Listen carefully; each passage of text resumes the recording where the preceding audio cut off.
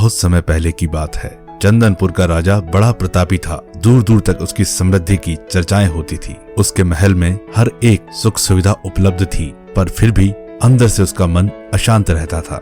उसने कई ज्योतिषियों और पंडितों से इसका कारण जानना चाहा। बहुत से विद्वानों से मिला। किसी ने कोई अंगूठी पहनाई तो किसी ने यज्ञ कराए, पर फिर भी राजा का दुख दूर नहीं हुआ। उसे शांति नहीं मिली।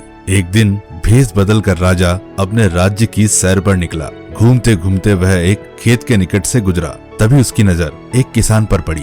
किसान ने फटे पुराने वस्त्र धारण कर रखे थे और वह पेड़ की छांव में बैठकर भोजन कर रहा था। किसान के वस्त्र देखकर राजा के मन में आया कि वह किसान को कुछ स्वर्ण मुद्राएं दे ताकि उसके जीवन में कुछ खुशियां आ सके। राजा किसान के सामने जाकर बोला, मैं एक राहगीर हूँ। मुझे तुम्हारे खेत पर ये 4 स्वर्ण मुद्राएं गिरी मिली है। क्योंकि यह खेत तुम्हारा है, इसलिए मुद्राएं तुम ही रख लो। किसान ने कहा, ना ना सेठ जी, ये मुद्राएं मेरी नहीं है। इसे आप ही रखें या किसी और को दान कर दें। मुझे इनकी कोई आवश्यकता नहीं है। किसान की यह प्रतिक्रिया राजा को बड़ी अजीब लगी। वह बोला, धन की आवश्यकता किसे नहीं होती, भला आप लक्ष्मी को ना कैसे कर सकते हैं?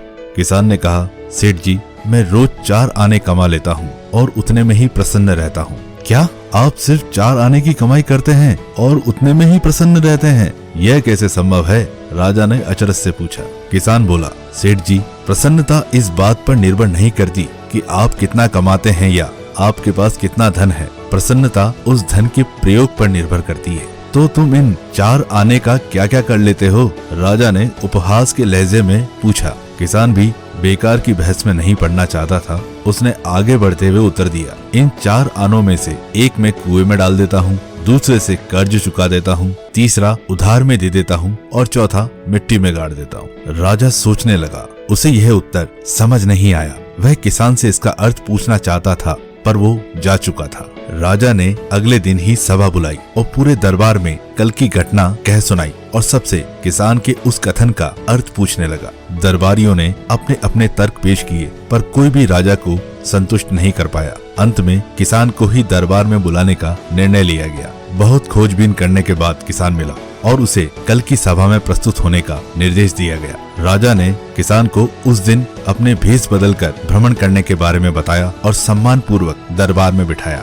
मैं तुम्हारे उत्तर से प्रभावित हूँ और तुम्हारे 4 आने का हिसाब जानना चाहता हूँ। बताओ, तुम अपने कमाए 4 आने किस तरह खर्च करते हो जो तुम इतना प्रसन्न और संतुष्ट रह पाते हो? राजा ने प्रश्न किया। किसान बोला, हुजूर, जैसा कि मैंने आपको बताया था, मैं 1 आना कुएं में डाल देता हूँ, यानी अपने परिवार के भरण पोषण में लगा देता हूँ। दूसरे से मैं कर्ज चुकाता हूँ, यानी इससे मैं अपने बूढ़े माँ बाप की सेवा में लगा देता हूँ। तीसरा मैं उधार दे देता हूँ, यानी अपने बच्चों की शिक्षा दीक्षा में लगा देता हूँ। और चौथा मैं मिट्टी में गाड़ देता हूँ, यानी मैं 1 पैसे की बचत कर लेता हूँ ताकि समय आने पर मुझे किसी से मांगना ना पड़े और इसे धार्मिक, सामाजिक या अन्य कार्यों में लगा सकूं। राजा को अब किसान की बात समझ आ चुकी थी। राजा की समस्या का समाधान हो चुका था। वह जान चुका था कि यदि उसे प्रसन्न और संतुष्ट रहना है तो उसे भी अपने अर्जित किए धन का सही उपयोग करना है। धन्यवाद।